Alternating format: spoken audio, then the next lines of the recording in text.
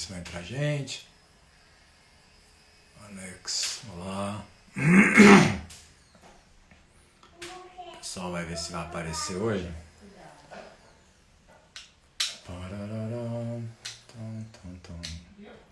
Boa noite, Alex. Eu tô aqui sem enxergar se é Alex. Oh, boa noite, Alex. Júlia Rochas. Mariana Sada. Tá chegando devagarinho outra pessoa. Márcia Us. Magon. Ramadinha lá. Ana Paula Fadoni. Vamos lá, vamos esperar o pessoal chegar. Devagarinho vai chegando, a gente já começa a nossa conversa. Queria colocar para vocês, salve, salve. Alguns que acompanharam a última live sabem que eu estou fora de São Paulo, estou na montanha, então eu não estou no meu ateliê. Por isso eu estou com um ambiente aqui um pouco improvisado e é muito possível que a gente seja em algum momento interrompido pelo meu filho, que tá... Eu estou aqui no mezanino, ele está lá embaixo, então vocês vão ver sempre a vozinha dele no fundo, mas faz parte aí do improviso de eu estar podendo continuar a fazer as lives e a gente poder conversar um pouco, né? Cissa Calazans, olha só, André Cunha, boa noite. Eu não vou conseguir falar todo mundo que está entrando, eu já me perdi aqui nas pessoas. Regiane, espero que todos estejam bem. Lúcia, vamos lá, daqui a pouquinho, mais um minutinho, só dá mais tempo para as pessoas chegarem e a gente já começa. Ô Lulu, você tá bem? Gisele. Buenas, então eu acho que a gente já pode, né? Vamos ser pontuais e respeitar quem chegou na hora certa aqui, né? Quer dizer, apesar que aqui não tem hora para essas coisas. Eu tenho uma pergunta que uma pessoa me escreveu, né? Eu abri espaço para as pessoas fazerem perguntas ou questionamentos. Então, antes de eu começar a falar do fotógrafo em questão, ou dos fotógrafos em questão, vai depender um pouquinho do tempo que a gente vai ter, eu vou falar sobre vou tentar dar uma resposta à pergunta aqui do José Luiz Roncone. Mas antes de entrar na pergunta dele, porque vamos ver se até se ele aparece por aí também, né? Porque aí eu respondo diretamente. Eu não sei se ficou claro para vocês, para quem me conhece, me acompanha, eu já vejo que tem várias pessoas aqui que estudam comigo, que estão juntos. Aqui já tem uma pergunta, conta um pouco de como ensinar a fé do seu trabalho. Tá, vou falar sobre isso, mas deixa só rapidamente. Falar que todos os fotógrafos que eu aqui apresento, o trabalho deles, claro que influenciam no meu olhar e me instigaram, me provocaram e tudo. Alguns você entende claramente o porquê, outros nem tanto, outros demoram muito tempo para você entender o porquê que você ficou tocado por aquele trabalho, né? E esse é o caso desse fotógrafo. Eu conheci o trabalho desse fotógrafo há muitos anos atrás, em 2001, 2002. E naquela época eu vi o trabalho e eu fiquei impressionado com o trabalho, mas eu não conseguia ter clareza do porquê. Hoje, não que eu entendi o que o trabalho falava, do que se tratava, mas eu não entendi por que aquilo me fascinava tanto. Hoje eu posso dizer para vocês e depois até contar o porquê disso tudo. Mas vamos por aqui primeiro. No programa de hoje, que é o do podcast, acho que é do Gabriel, né, Gabriel? Acho que é isso. Eu sempre troco nomes. Então, conta um pouco de como ensinar a fé do seu trabalho. Nossa, afeta muito. Afeta muito. Por vários motivos diferentes. O primeiro deles é porque você, ensinando, se você assume isso com uma certa responsabilidade, ensinar significa você estar capacitado de poder oferecer algo em troca daquilo que você recebe quando você tem uma interlocução com uma pessoa. E isso é de uma tremenda responsabilidade, você ter que orientar o trabalho de alguém ou dizer o que você enxerga do trabalho de alguém. Então, dar aulas é, sobretudo, um exercício que exige muito comprometimento e muita entrega, né? Muito estudo para você poder oferecer alguma coisa. O Carlos Moreira, meu antigo que faleceu recentemente, que foi meu mestre também, ele diz uma coisa que eu acho muito interessante. Ele falou que ele dizia que o bom professor era aquele que sabia construir a sua própria história, né? E que você era capaz, através da sua própria história, oferecer algo para o outro que pudesse ser universal. E para a gente construir a nossa própria história, a gente precisa estudar muito, amadurecer como pessoa, né? E essa troca, e o tempo inteiro sendo exigido, isso me ensinou muita coisa. E o quanto eu aprendi vendo o trabalho dos outros também me ensina sempre muito. Mas, sobretudo, é esse compromisso com o outro, né? De você estar capacitado, ou tentar estar capacitado, é melhor falar em tentativa de estar capacitado de poder reagir e oferecer algo consistente e sincero para quem está te ouvindo, para quem está delegando em você essa confiança, né? Eu acho que essa é a questão fundamental. Deixa eu ver se tem mais alguma pergunta. Não tem.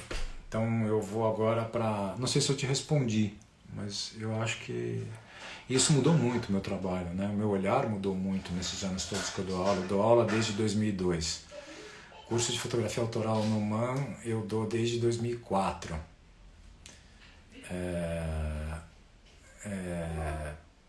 Orientação de grupo eu tenho desde 2002, então são 18 anos fazendo isso. Eu já fiz as contas no MAN, nesses 15 anos que eu dou aula no MAN, passaram algo em torno de 500 a 600 pessoas por mim. E a gente aprende muito tendo tanta troca, né? Bom, vamos lá agora. A questão... Eu vou abrir a pergunta aqui para vocês do José Luiz Roncone, porque eu acho que essa pergunta tem a ver com o trabalho, inclusive. É interessante isso, né? Como essas coisas funcionam. Então eu vou ler aqui, eu não vou ler a pergunta inteira, porque ele me mandou inbox, então eu só vou pegar o que é sucinto na pergunta dele.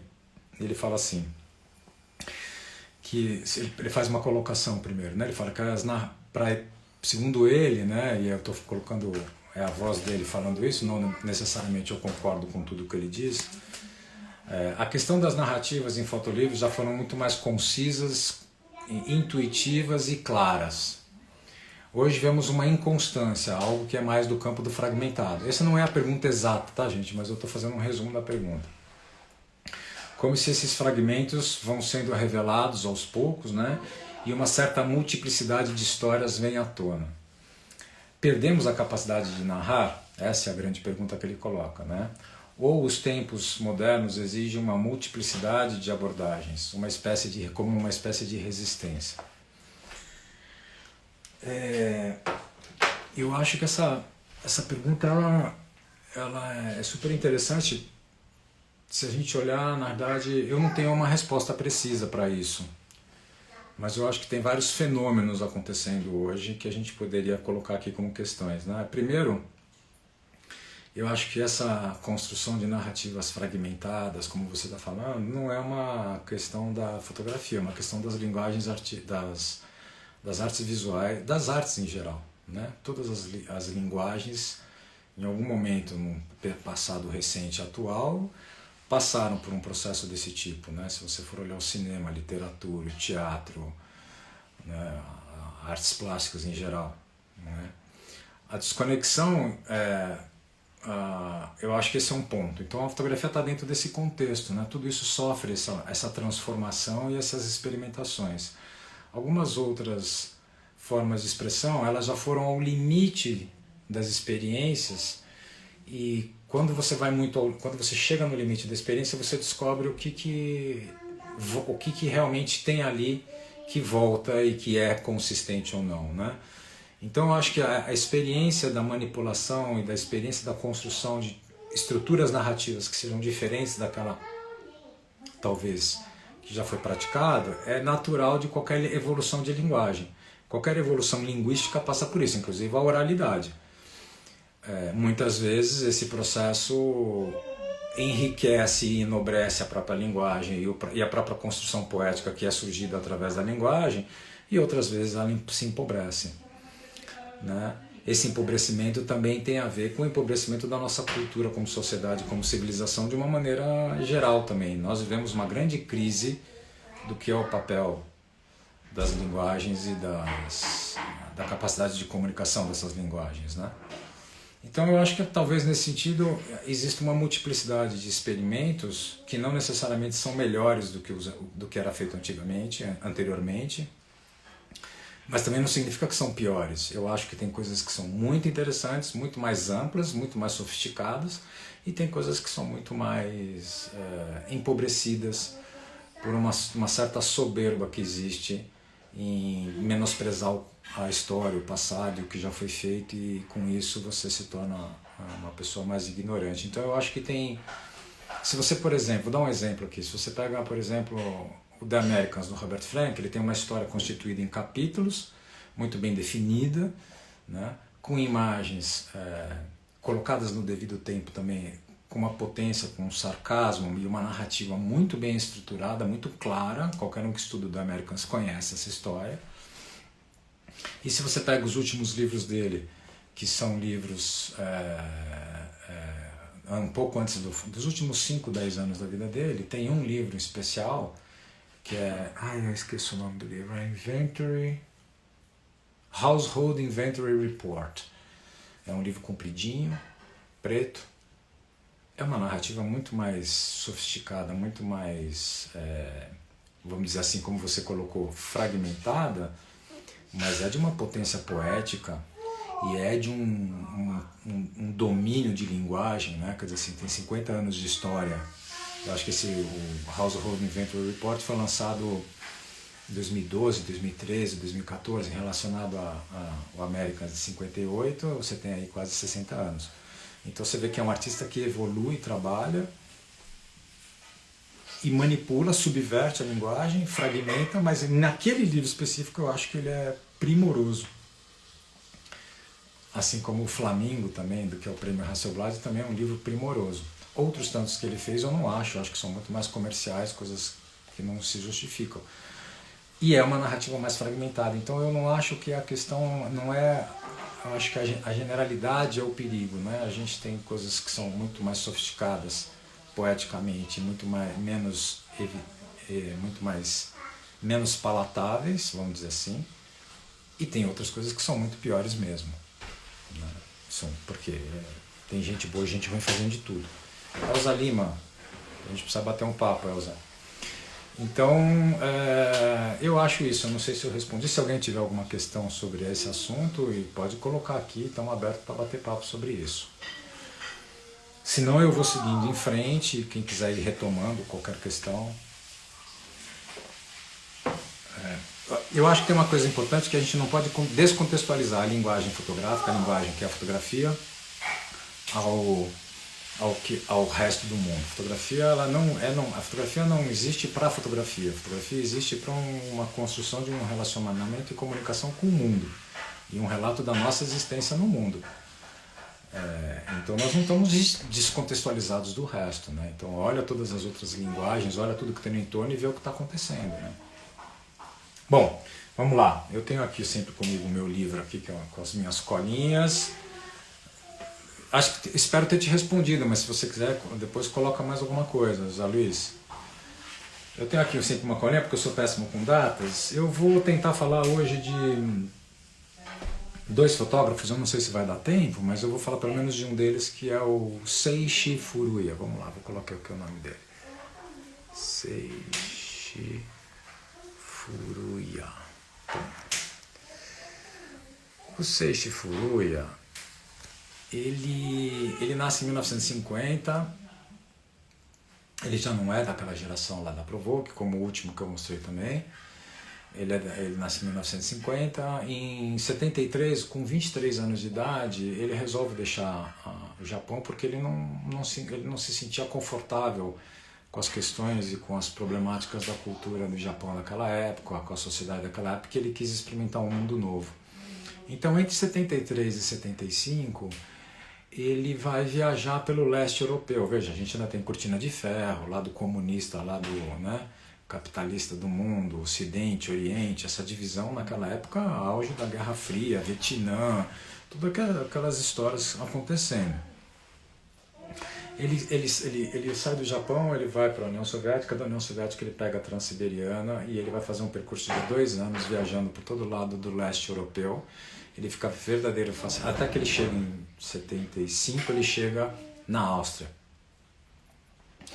E ele fica absolutamente fascinado quando ele entra para o lado do Ocidente, né? Os contrastes e o que significava aquela fronteira física, geopolítica, estabelecendo 2 mundos tão distintos numa virada de muro, né? Numa passagem de muro, numa passagem de bloqueio. E aí ele vai passar durante um bom tempo desse período dele até o final da década de 80, ele vai passar trabalhando como fotógrafo, fazendo alguns trabalhos como fotógrafo, mas também trabalhando como intérprete, especialmente com o leste europeu, porque ele tinha interesse no leste europeu. E ele fotografou as questões de refugiados no leste europeu, as fronteiras, né, as bordas, né, dessa fronteira geopolítica e cultural que existia. Ele faz um trabalho sobre isso, ele faz trabalho sobre o modo de vida do leste europeu, em especial da Berlim Oriental. E em 78 ele conhece a mulher dele, uma austríaca chamada Christine, que vai ser mulher dele, eles vão casar. E ele continua fazendo esses ensaios todos, mas em paralelo ele começa a fotografar e se relacionar fotograficamente falando com a mulher dele. E em 1983 ela é diagnosticada com um certo grau de esquizofrenia e em 1985 ela se suicida. E ele já tinha um filho nessa época que ela se suicida. O menino acho que já tinha uns 4 anos de idade, 3, 4 anos de idade.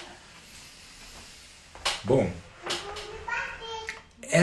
esse momento, essa morte na vida dele transforma a forma que ele entende a fotografia e o que a fotografia representava para ele. Eu vou ler uma frase que ele fala, porque eu acho que essa frase esclarece muito bem isso. Deixa eu pegar meu óculos aqui. Ele fala assim, Seiichi Furuya falando, hein, gente? Se você considerar que tirar fotografias em certo sentido, uma questão de fixar tempo e espaço, a documentação da vida de um ser humano é excepcionalmente emocionante. Ao encará-la, fotografá-la e olhar-lhe em fotografias, também vejo e descubro eu mesmo. Eu acho que é interessante porque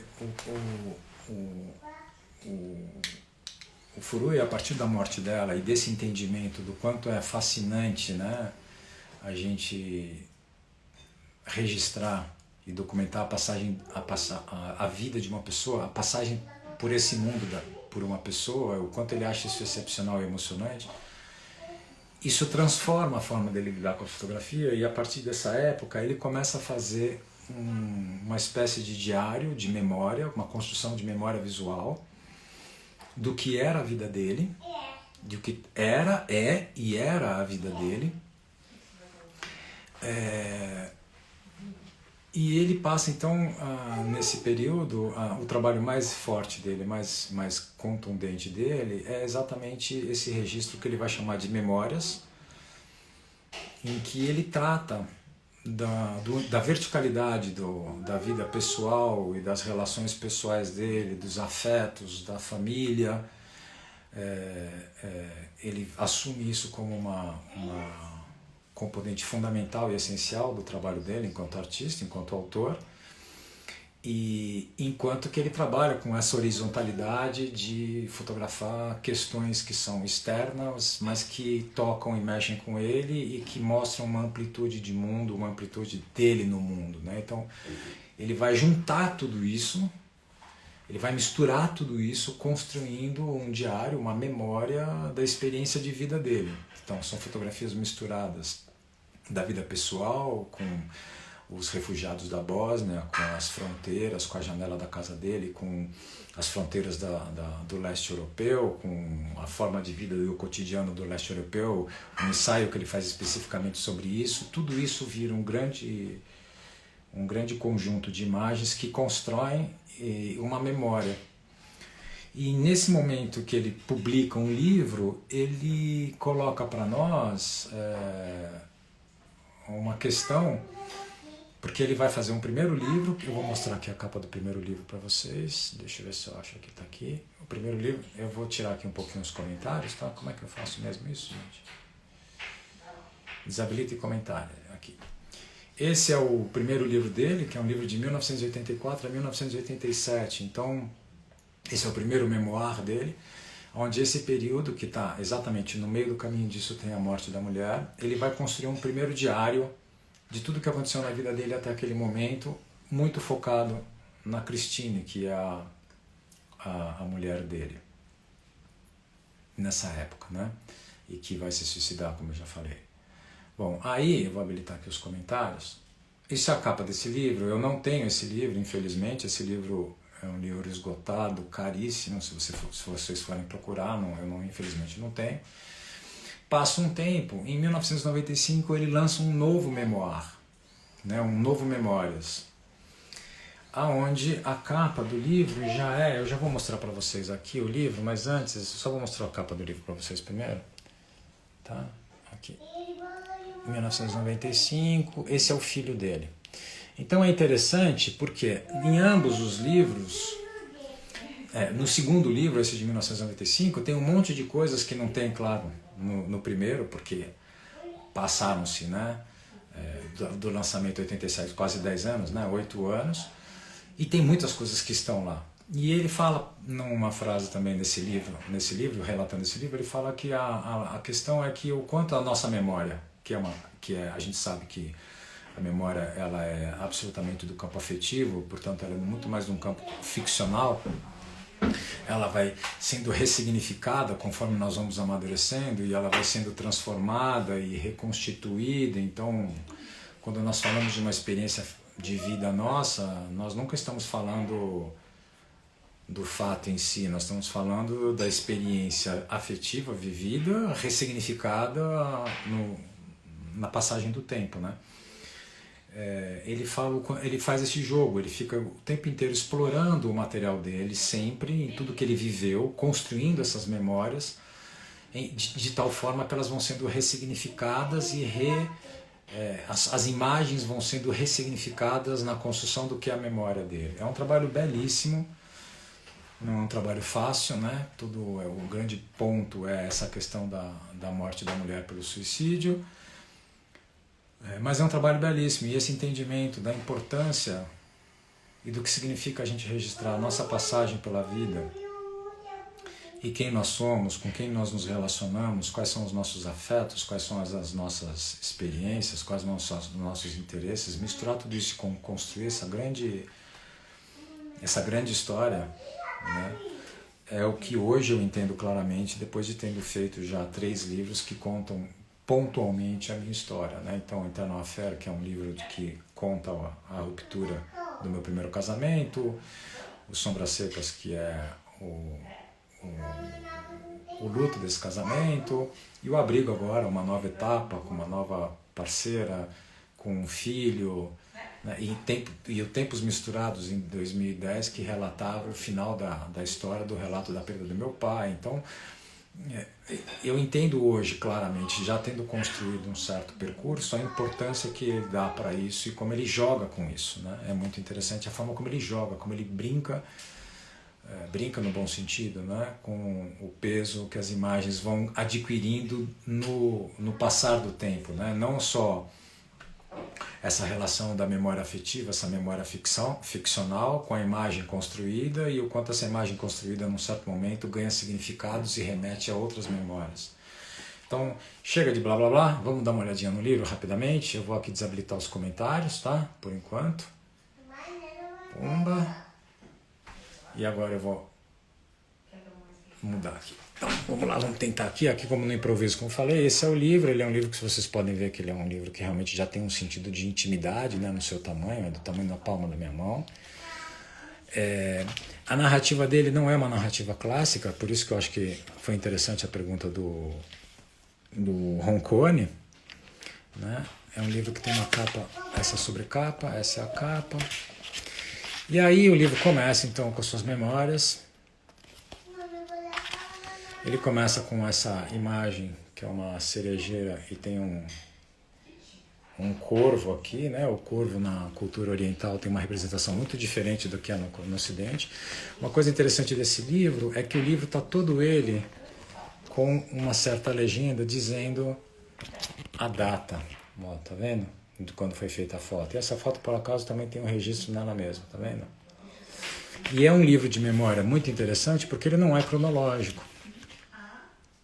Então essa foto, a primeira foto é de 92, olha que lindo que é isso. Depois nós temos uma foto que é de 78, que é quando ele está chegando. Aqui é a fronteira, uma das fronteiras do leste europeu. E aqui é a mulher dele em 78. O nome dela é Christine. Eu vou aqui colocar para ver se vocês conseguem ver. Christine Gostler. Né? E ele conta que o quanto ele ficou... Deixa eu tirar essa capa. O quanto ele ficou fascinado com o que ela fazia com fotografia, o interesse que ela tinha por fotografia. Bom, então aqui é uma primeira parte do livro, vou passando aqui, ó. Aqui ela com o filho. Essa foto é muito interessante, né? Ele começa mostrando um pouco o percurso dele, depois ele mostra em 78. E essa outra é de 82, o filho já é pequeno, né? E aí ele vai fazer uma sequência, ele apresenta depois o filho sozinho, né? Essa foto já é, se eu não me engano, bem mais para frente, a mulher já tinha falecido. E aí ele abre aqui essa narrativa com essa mulher nessa posição que é forte, né? Uma foto extremamente snapshots, mas de uma potência simbólica enorme, né? Ela vai ser ao lado dessa fotografia em preto e branco. Então ele vai desenvolvendo o trabalho dele, vai fazendo sempre essa fotografia, no início essa fotografia do retrato dela com uma paisagem. Aqui é uma das fronteiras. De novo, né? Ela aqui. E aqui uma fronteira. E ele vai fazendo esse jogo, essa construção de duplos, né? Então aqui ele tem, agora ela, só ela. E aí ele vai evoluindo, aqui de novo ela, já uma cara, né, um pouco mais complicada, a gente já percebe que ela tem um olhar mais... É impressionante essa transformação. E aqui de novo, uma fronteira. E ele vai fazendo esse jogo, né? É lindo.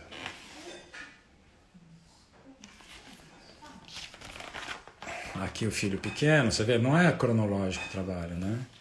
Estou mostrando um pouquinho mais esse início. Aqui uma fronteira de novo, do leste europeu. Aqui a janela do apartamento dele em Viena, em dois momentos, a passagem do tempo sendo apontada, né? De 84, um ano antes dela morrer. Aqui o confronto das culturas, né? Aqui que chama de Tsurumi.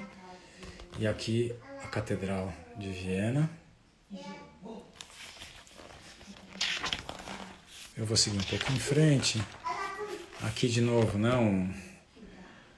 Uma casa de banho. E aqui o muro de Berlim, um muro lá todo baleado.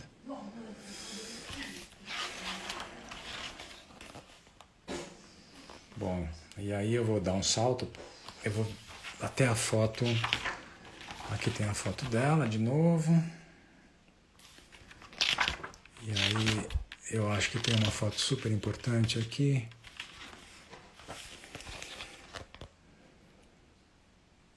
Essa foto já é de 1979, ainda ela tá bem, né? Essa foto começa, a partir daqui a questão começa a se miscigenar mais, né? Assim, no início é muito ela e a fronteira, a partir dessa sequência dessa foto dessa criança, desse negócio, a relação dela com a criança vai aparecendo, então você tem todo um momento de transição. Eu vou passar um pouquinho mais rápido aqui, gente, porque o livro é grande, tem muitas coisas. Aqui é o leste europeu, mais uma fronteira. Aqui mais uma fronteira. E aí vamos caminhando, eu vou dar um pulo aqui. 1982, ela meio seminua, né? Ele volta a carga com ela no meio da narrativa aqui, da história.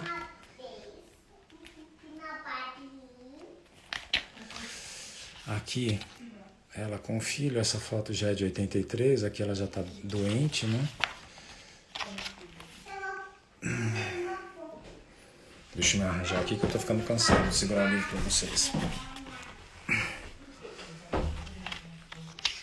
Aí, eu vou pular aqui. Aqui a gente vai ver ela com o filho, ela chorando. Essa também de 83. Essa é já pós-morte dela, né? A cozinha vazia. Aqui ela bem doente já. Ao lado de uma fotografia dele de Veneza. Bom, e aí ele vai caminhando, misturando foto em cor com preto e branco. Tem um trabalho bastante bonito aqui. A cidade de Graz, onde ele conheceu ela, né? Foi tirada lá. Então aqui ele já começa a ficar com... Ele monta na narrativa já um conjunto de resquícios de objetos, né? Essa natureza morta aqui que é linda, que são uvas, esse pente. Ela já saiu de cena, né? Ela já virou uma imagem, uma memória.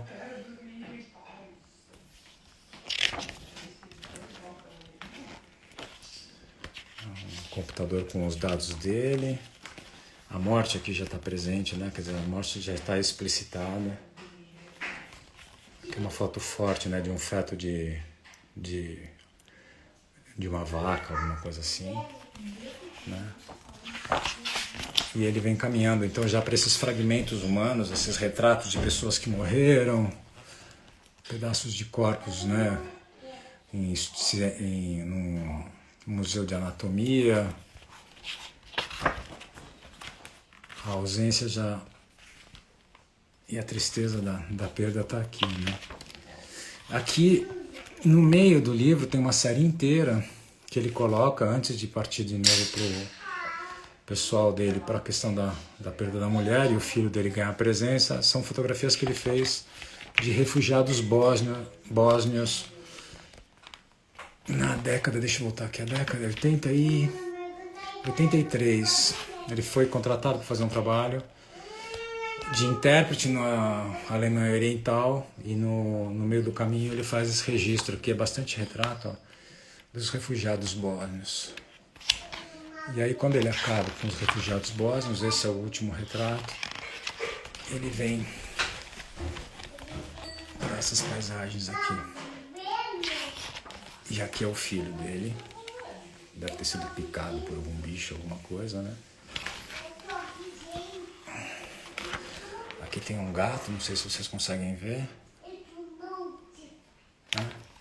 O filho dele também dormindo. Que é a capa do livro, uma foto maravilhosa, né? E aí, aqueles, como é que chama isso? Escapou o nome que os japoneses, os orientais costumam fazer, né, em homenagem aos mortos. E aí, é o filho dele.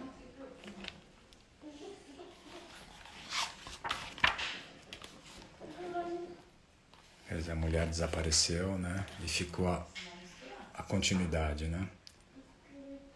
O filho crescendo.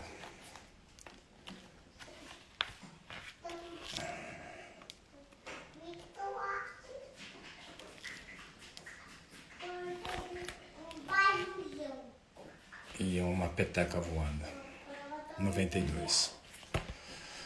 Ufa, cansei de segurar o livro. Vou descansar um pouquinho e depois eu volto. Deixa eu habilitar aqui os comentários. Tá aí, pronto. Vamos lá. Vamos ver se alguém tem alguma questão, alguma pergunta. Então, enquanto vocês vão pensando aí, se vocês vão fazer alguma pergunta ou não, é interessante observar isso, né?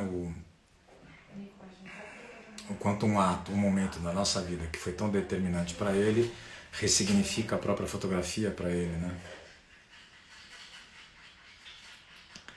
Uma das melhores misturas de PB e cor e linguagem no geral. O trabalho dele é primoroso. É primoroso. E eu acho muito interessante essa multiplicidade, né? O tempo inteiro o trabalho, quando ele coloca como título do trabalho Memórias 1995, você... Butsudan, o nome do altar. Obrigado, Emi. Perdi um pouco o foco aqui. Quando ele coloca o título Memórias 1995, ele abre um leque de entendimento que o que nós vamos ver é a história dele naquele ato, no momento de 1995, como ele enxergou o que ele viveu até ali.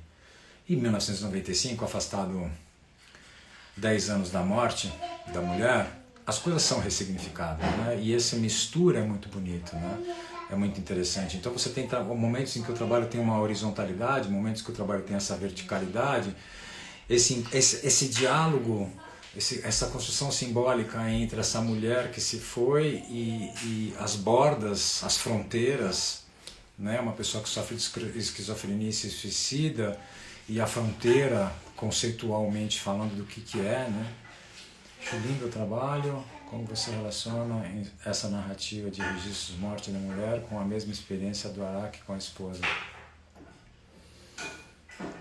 Eu acho que o Araki, eu tenho o livro dele, né, o The Sentimental Journey, The Sentimental Journey. Ele tem dois, né, também. Ele tem um que é só sobre a lua de mel dele com a esposa, e ele tem um outro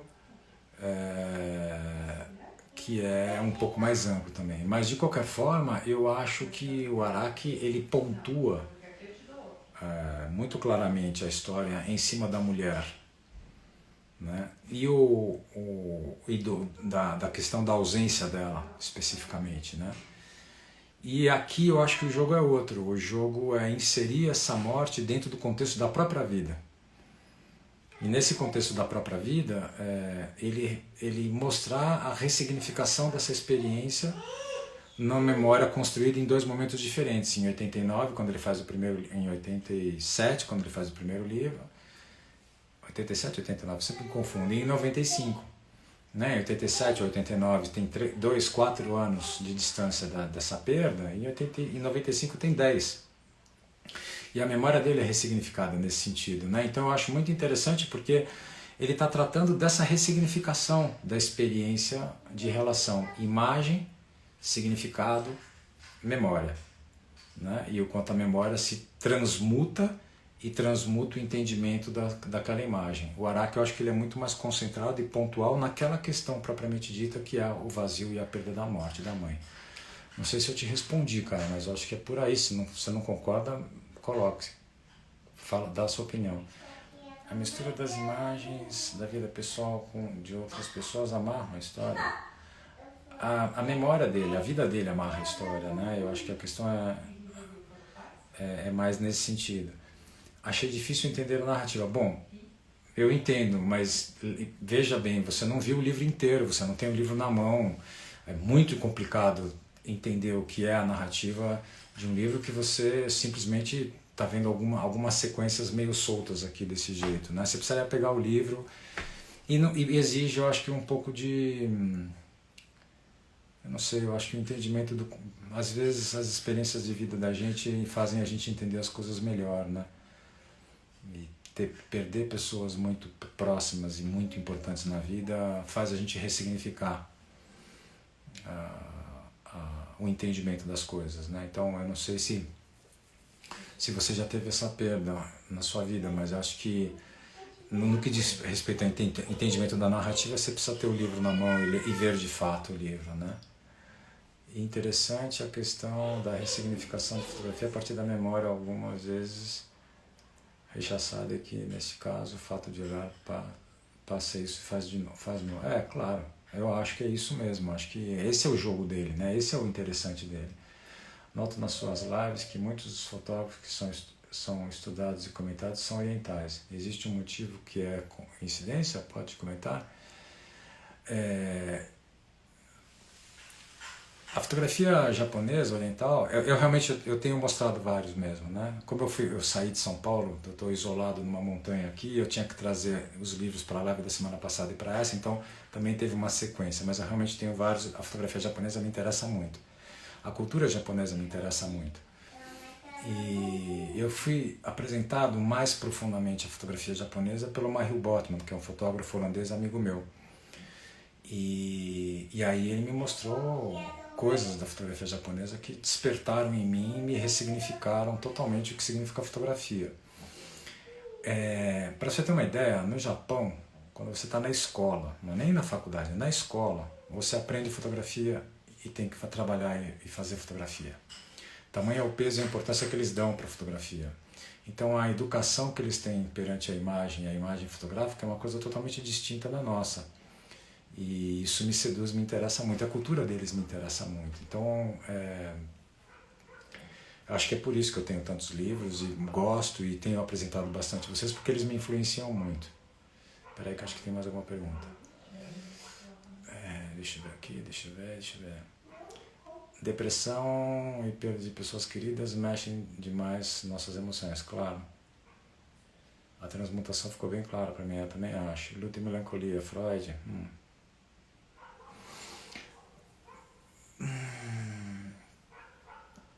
Não só Freud, você sabia, por exemplo, que o Roland Barthes, quando escreveu A Câmara Clara, ele estava de luto da mãe dele, que a mãe dele tinha morrido, e ele tem um livro só sobre as anotações que ele fez da experiência. Quando você lê o livro sobre a morte da mãe e o luto que ele vive, você entende muito melhor que certas questões que são colocadas no Câmara Clara. Eu acho que a melancolia, o luto, a melancolia são ferramentas, são experiências. O luto, especialmente, é uma experiência profundamente necessária para cada um de nós. E o que isso mexe? Se você vive o luto realmente, de verdade, você sai diferente, você sai ressignificado, você ressignifica a vida, você ressignifica algumas vezes para um lado, algumas vezes para o outro, mas eu acho que é sempre esse o jogo, né? Eu acho que a melancolia é um fator também bom para tocar e derrubar um pouco as armadilhas do nosso intelectualismo e do nosso racionalismo, né? Essas emoções muito intensas, elas fazem que você rompa um pouco com o mundo pragmático, objetivo, iluminista, cientificista que a gente vive. A morte faz ressignificar tudo, e a fotografia entra como linguagem e experiência.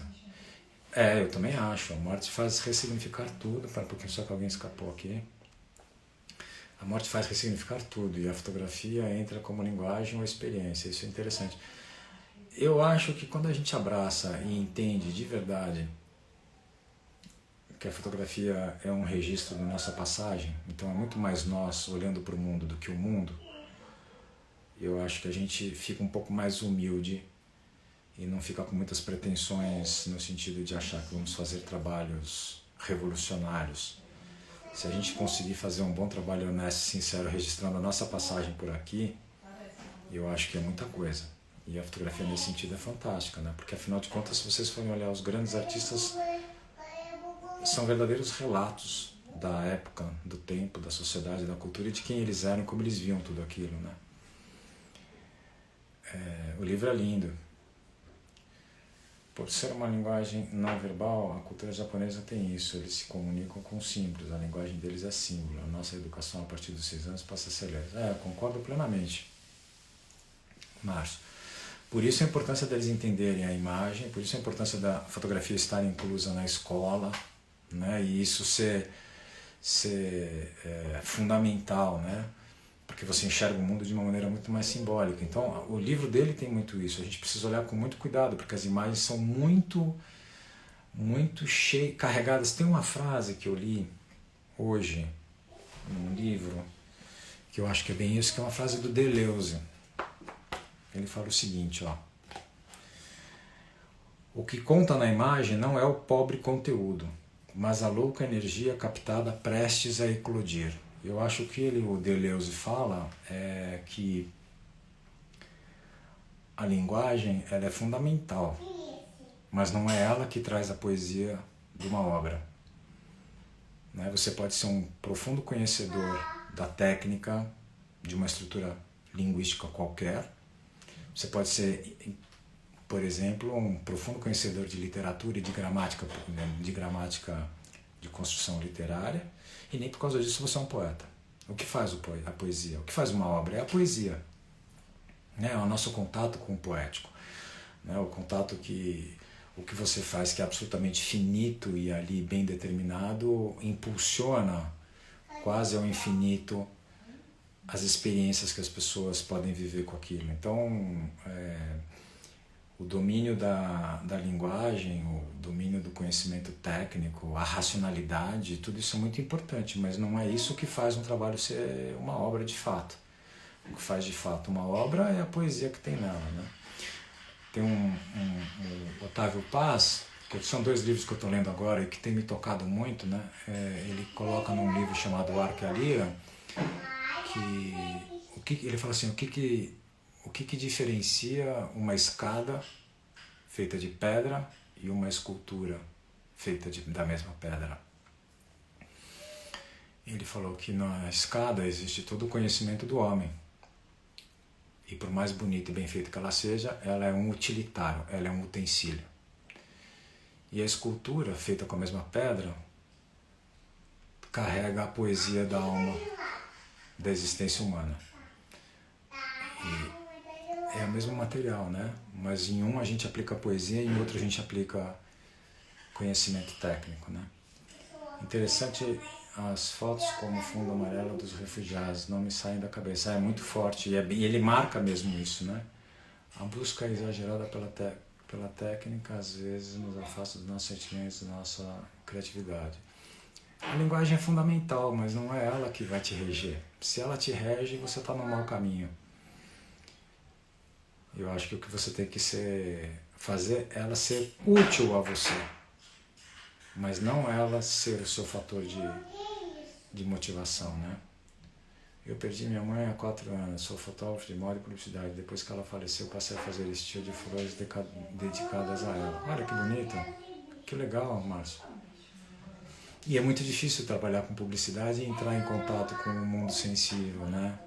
A publicidade, ela esteriliza a alma da gente. É muito bonito, interessante. Se um dia puder me mostrar, me mandar alguma coisa para eu ver, eu agradeço. Eu quero ver. Me interessa saber como é que você estabelece essa relação. Voltando ao Roland Barthes ele escreve um livro chamado Mourning, que é um livro sobre o luto da mãe dele. E ele ficou durante 2 anos, ele escrevia fragmentos, pequenas frases. Toda vez que a mãe dele vinha na cabeça, ele escrevia fragmentos, frases, assim, experiências emotivas, coisas desse tipo. E ele constrói um livro. Quando você lê o livro, você fica meio... Eu não sei, quando eu li, eu fiquei meio pasmado, assim, sabe? De ver o quanto, com tanta singeleza, com tanta simplicidade, tinha tanta potência para expressar a dor da perda, da ausência. É muito, muito, muito bonito. Vale a pena vocês lerem. A Amy que está falando que já leu. É lindo mesmo, é tocante. Eu acho que se você passar por a perda de alguém relevante na sua vida e você não se ressignifica, acho que tem um problema aí. Né? Ninguém que perde alguém na vida consegue sair dessa experiência de perda sem ressignificar os próprios valores e a própria vida, né? Precisa ser absolutamente esterilizado, né? Para que isso aconteça, para que você saia sendo o mesmo. É quase, acho que uma psicopatia alguém perder alguém importante na sua vida e não sair ressignificando isso, né? Eu já perdi um grande amigo meu, que era quase meu irmão, é mais irmão meu do que os meus irmãos de verdade, de sangue. Não com isso dando valor para meus irmãos, não é isso, mas ele era muito importante para mim. E eu perdi meu pai num momento muito importante da minha vida. E essas coisas mudaram minha vida totalmente. A minha fotografia, vai falando como consequência natural, mudou totalmente. E eu conheci o trabalho do Seixi 1 ou 2 anos antes da morte do meu pai. Meu pai já estava doente quando eu conheci esse trabalho. Talvez tenha sido por isso que naquela época eu me toquei tanto, mas com o entendimento dessa construção de um fazer artístico, de um fazer com a fotografia, que tem uma coisa de você registrar sua própria existência, sua própria vida, e contar isso e relatar isso, E em especial quando a gente tem pessoas para quem deixar isso, é muito importante, né? Para mim é muito importante, é fundamental. Bom, eu queria mostrar mais um livro para vocês, mas não vai dar tempo. É um outro trabalho também relacionado com morte, mas ia por um outro caminho. Eu vou falar dele num outro dia, porque também é um trabalho que me marcou muito e é muito bonito esse trabalho. Quem sabe eu volto a esse assunto. As pessoas às vezes têm um pouco de receio de falar da morte, né? Mas eu aprendi a ver que a morte é uma virada de passagem na nossa vida. Para algumas pessoas, quando é a nossa própria morte, é definitivo. Para quem morre é definitivo, mas a morte acontece todo dia, né? Uma ruptura de relacionamento, um final de dia é uma morte. A morte daquele dia, a morte de um pouco de você. Eu aprendi a lidar com essa questão de um jeito em que eu consigo encontrar potências poéticas nesse assunto.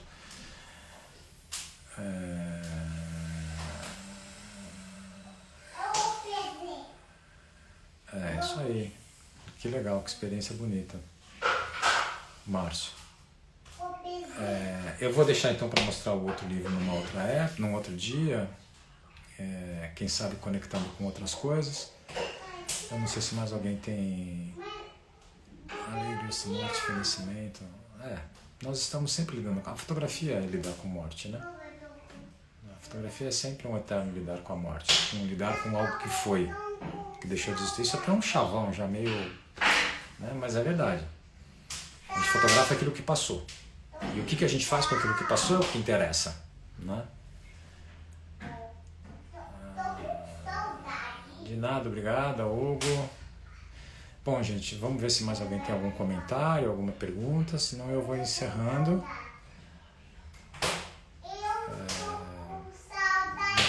Não sei se eu deixei passar alguma coisa. Se eu deixei, me desculpem. Pronto, já fomos aí sinalizados que está na hora de acabar. Boa noite para todos, espero que todos estejam bem. E voltando à questão rapidamente, livro de fotografia é para ser visto na mão, não é para ser visto por aqui. Então nunca vai dar para a gente entender uma narrativa completa olhando só por aqui, ok? Esse livro não é um livro muito difícil de encontrar, o primeiro é bastante difícil de encontrar, mas esse não. Esse vocês conseguem encontrar. O fundo branco aqui é maravilhoso, né? É lindo, mas eu tô aqui absolutamente no improviso hoje, totalmente. Semana que vem eu já vou estar na minha casa, no meu ateliê, vai ficar mais fácil, tá bom? Então cuidem-se, beijos a todos. O Nico tá com saudade de todo mundo também. Então se cuidem todos, beijos.